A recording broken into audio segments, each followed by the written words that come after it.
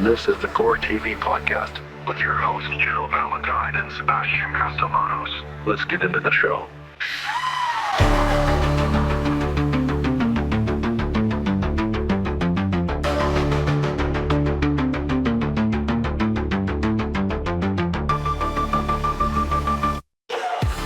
All right, so get ready to dive into something a little different today. We're going to take a deep dive into a place I think you probably know pretty well, the post office. Yeah. But yeah. Here's the thing. We're going to be looking at it through our survival horror goggles. That's right. We are swapping stamps for scares, forms for frights, and... We are working with a hilarious review from a website called GoreTV.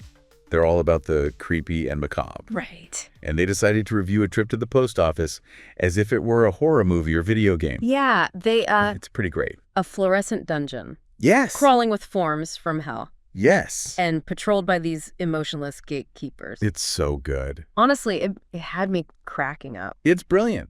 Because they're taking something we all kind of dread and using those horror tropes. Right. To point out the absurdity of it all. Right. Like, who hasn't felt like a shiver run down their spine, like stepping into that harsh fluorescent lighting? It's true. But tell me a little bit more about the review. How do they break it down?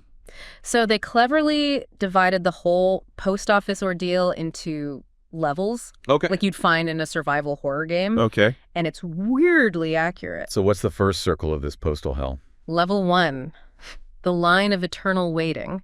Oh, no. They describe this endless queue where time seems to stand still.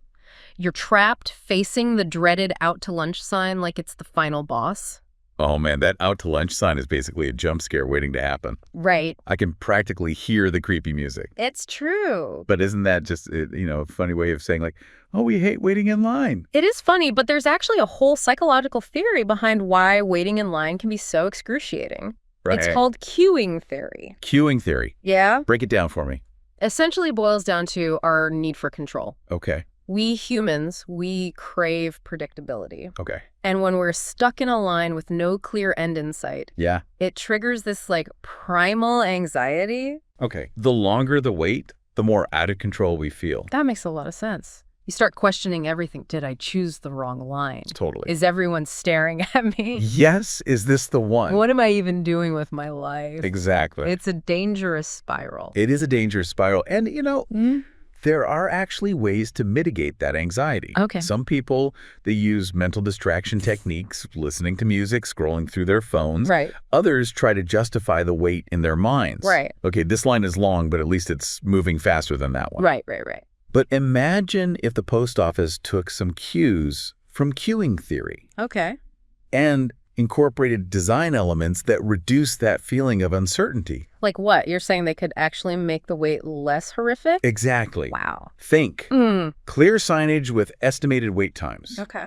More comfortable waiting areas. Yeah.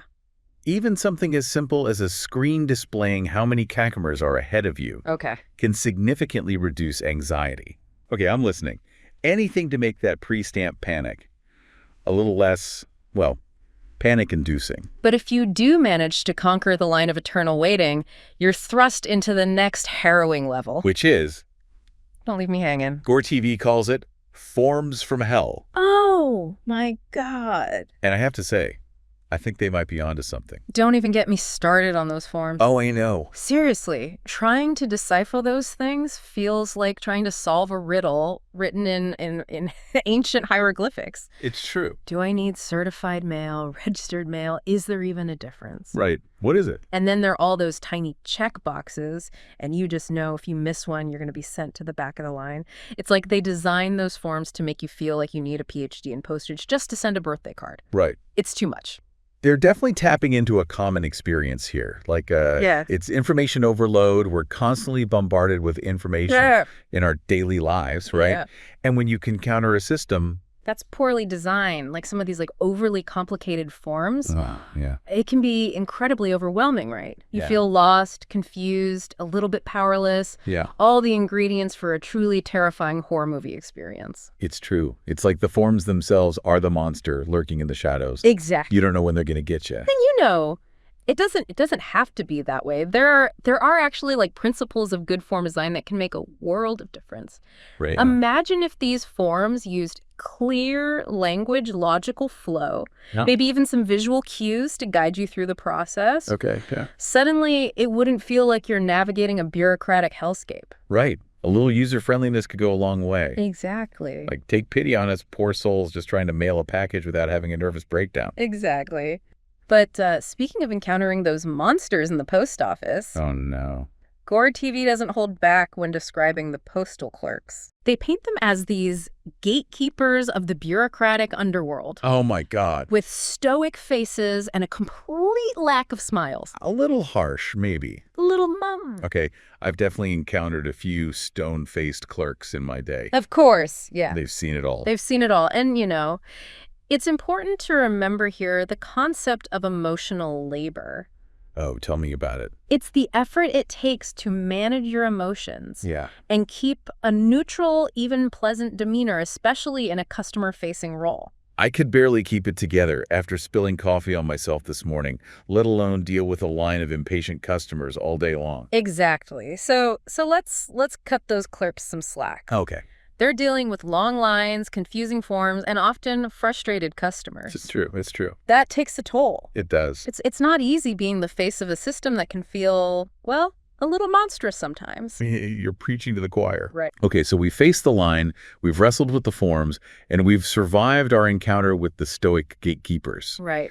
What's next in this bureaucratic hellscape?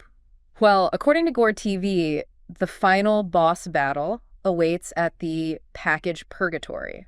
Package Purgatory. That sounds ominous. It is. It's where they hit you with the shipping costs and regulations. Oh, no. You think you're in the clear, you're ready to send your package on its merry way, Right. and then bam, your package is deemed oversized. Oh, no. Or it requires a customs form. Oh. Or maybe the shipping cost is more than the value of the gift you're sending. Don't you love it when they pull out that little scale and you just know it's going to be bad news? Oh, yeah. It's like the suspenseful music before the monster leaps out. That's a great comparison. And this part of the review, while played for laughs, Okay. actually touches on a much bigger issue, I think. Okay. The increasing complexity of everyday systems. Okay, tell me more about that. Think about it. It's not just the post office, right? Yeah. It's taxes, healthcare, insurance. Yeah.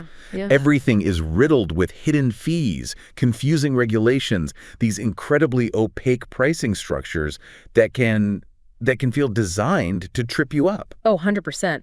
I spent an hour on the phone with my internet provider last week trying to decipher a cryptic line item on my bill. Oh, tell me about it. It was like trying to translate another language. Exactly. It's this sense that things are deliberately made more complicated than they need to be. Right. And it can make you feel incredibly powerless, like you're stuck in a system that's designed for you to fail. Oh, yeah.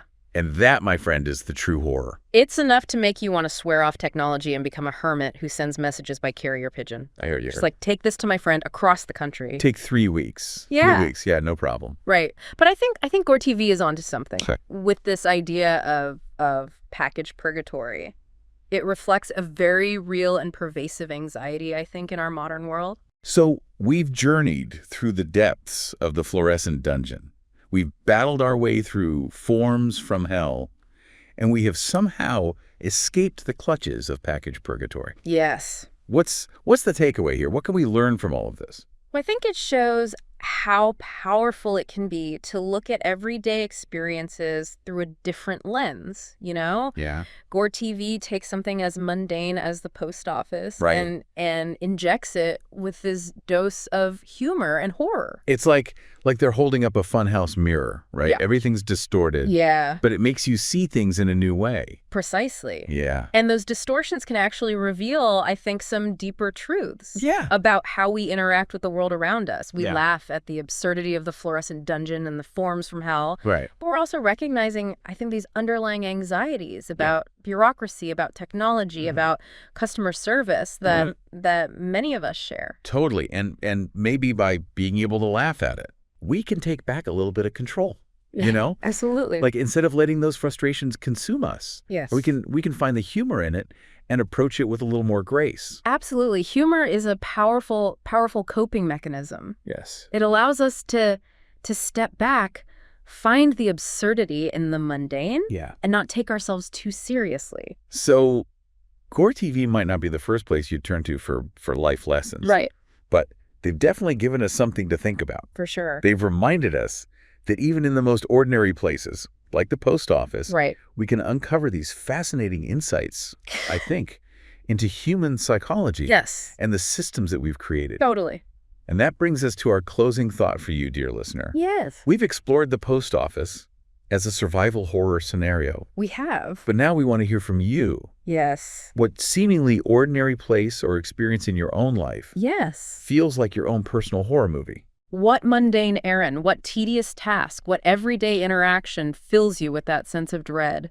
That here we go again feeling. Share your thoughts with us on social media using the hashtag #DeepDiveHorror. Yes. We can't wait to hear what terrifying yet relatable experiences you've encountered out there in the wild. And remember, sometimes the best way to survive those horrors is to find the humor in them. Until next time, happy diving.